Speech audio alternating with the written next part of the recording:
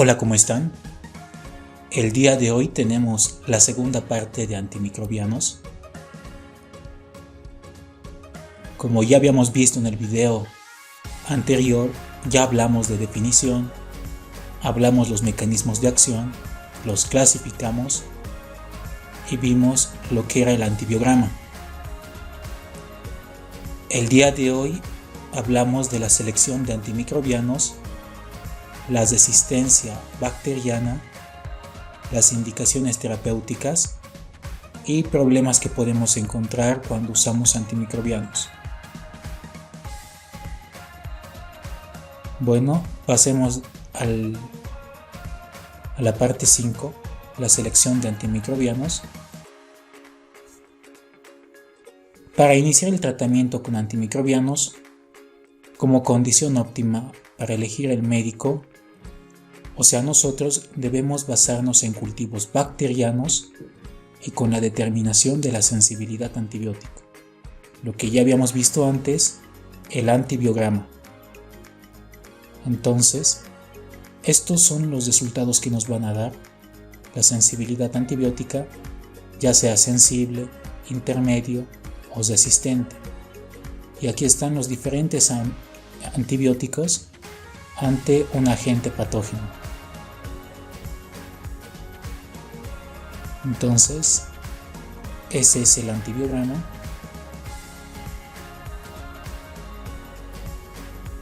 Ahora, a menor especificidad del antibiótico, mayor posibilidad de reacciones adversas a las sustancias. Una sustancia más específica tiene mejor selectividad de acción y causa menores efectos sistémicos indeseables.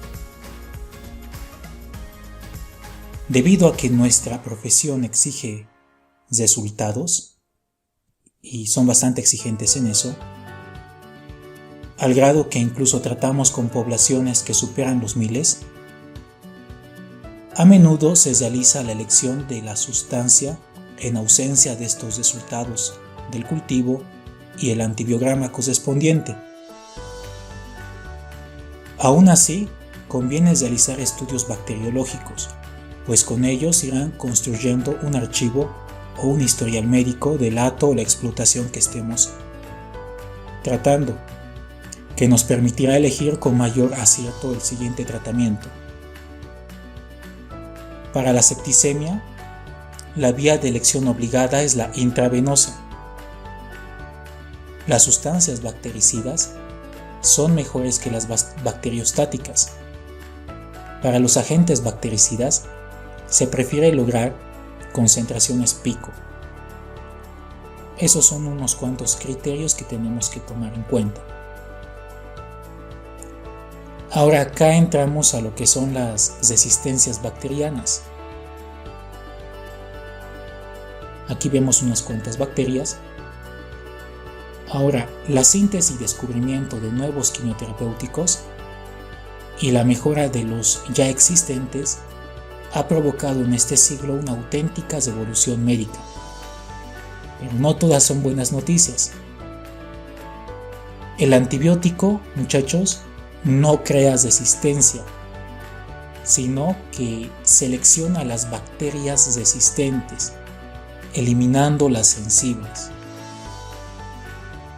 Ahora tomen en cuenta que las bacterias de tinción azul son todas las bacterias sensibles y las bacterias de color marrón son las bacterias que presentan resistencia. Imagino que gran parte de ustedes han visto esta película, la película de Soy Leyenda. Bueno, el principio es el mismo. Tenemos una población que es sensible a un agente, aquellos que van a ser eliminados, que se van a convertir en zombies. En este caso, son las bacterias sensibles, las de tinción azul. Y del otro lado tenemos a estas bacterias que son de color marrón. Tenemos las que se van a convertir en zombies y tenemos las de color marrón, a los que no les hace efecto esa sustancia, llegando a producirse y existiendo mayor cantidad de estos organismos que presentan resistencia. Con esto nos referimos que una gran población de estas bacterias sí son sensibles y sí se van a eliminar, pero aquellas que no se eliminen van a permanecer y estas van a tener la facultad de ir dividiéndose, de reproducirse. Entonces observamos un aumento de estas cepas resistentes y una disminución cada vez mayor de estas cepas que son sensibles, hasta que al final encontremos que la mayoría de las bacterias van a ser resistentes. Y a eso, muchachos, se lo conoce como resistencia bacteriana. Ahora, clasifiquemos ese tipo de resistencias en una resistencia natural, una resistencia adquirida, una resistencia cruzada y una resistencia asociada. Aquí empezamos con la resistencia natural, que es un carácter de todas las cepas de una misma especie bacteriana. Por ejemplo, aquí tenemos a todas las gram negativas, que gracias a su compleja pared bacteriana son insensibles a varios antibióticos, por ejemplo la vancomicina y la bacitracina.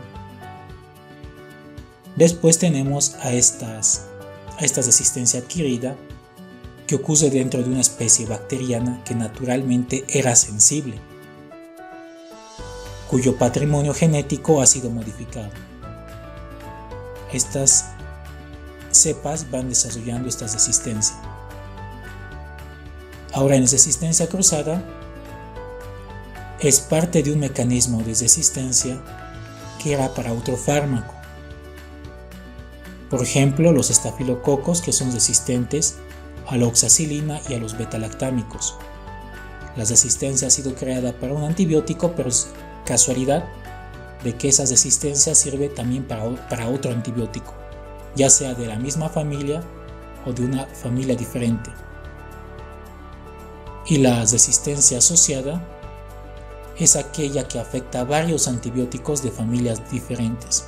Aquí ya hablamos en plurales y en gran escala. Ahora acá mencionamos qué es lo que logramos con esta resistencia.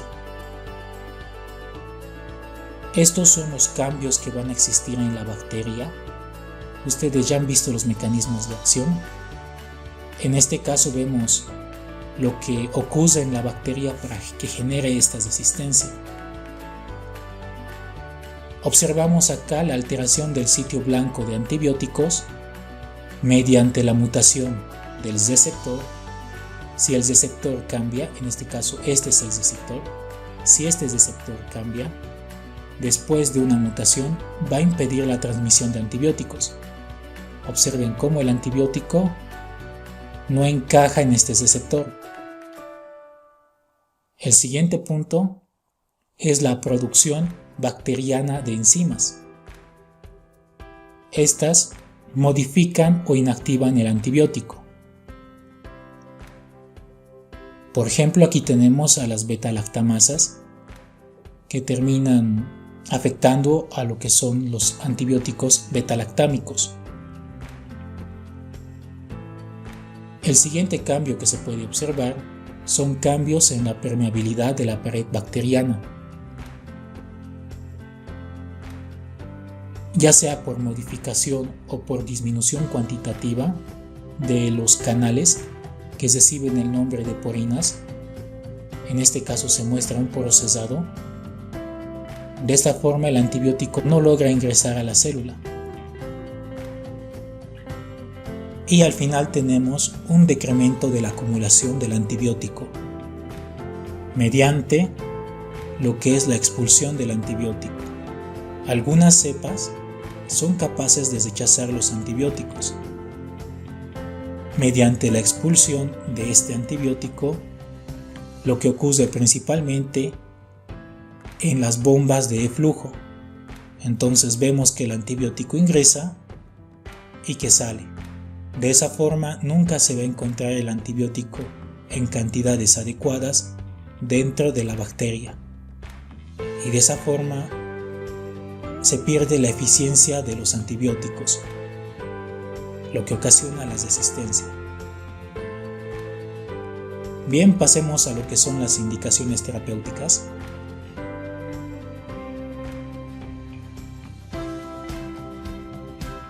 Este es el primer punto, es el más importante para la aplicación efectiva de los antibacterianos: establecer un diagnóstico adecuado.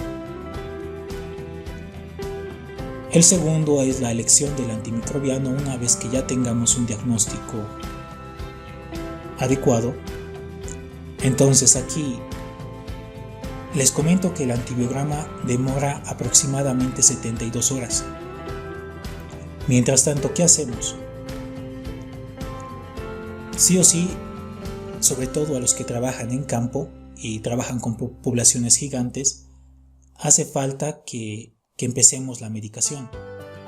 Y para eso se tiene que tomar en cuenta los mecanismos de acción, la actividad y el espectro antimicrobiano que tienen estos antibióticos. Aparte de eso, otra consideración que tenemos que tomar en cuenta son las infecciones agudas de origen desconocido.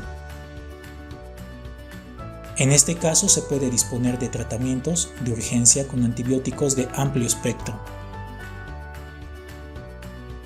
Los estados septicémicos se deben tratar por vía intravenosa.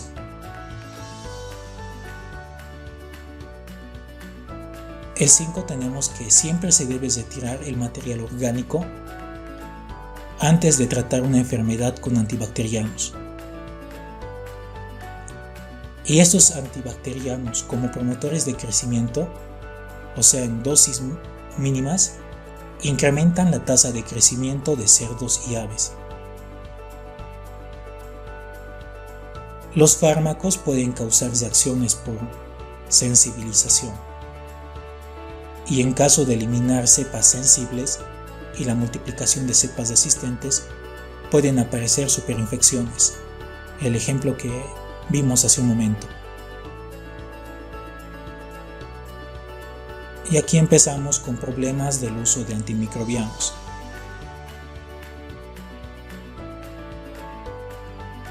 Aquí tenemos 3 puntos de vista, muchachos. El punto de vista del médico, del cliente y del investigador. Del médico, porque el uso indiscriminado de estos antibióticos complica nuestro trabajo por la resistencia ocasionada, hace que la práctica médica veterinaria sea un reto. En el caso del cliente, constituye un problema a nivel económico. Cuando la primera elección falla, se recurre a antibióticos de reciente ingreso, lo que va limitando cada día más las reservas de nuestras opciones. Y muy aparte de eso, abundan los antimicrobianos con dudoso control de calidad y de dudosa eficacia clínica. Es algo que tienen que tomar en cuenta. Y al final tenemos la del investigador. Actualmente existe una competencia entre el desarrollo de nuevas opciones antibióticas y la aparición de cepas bacterianas resistentes.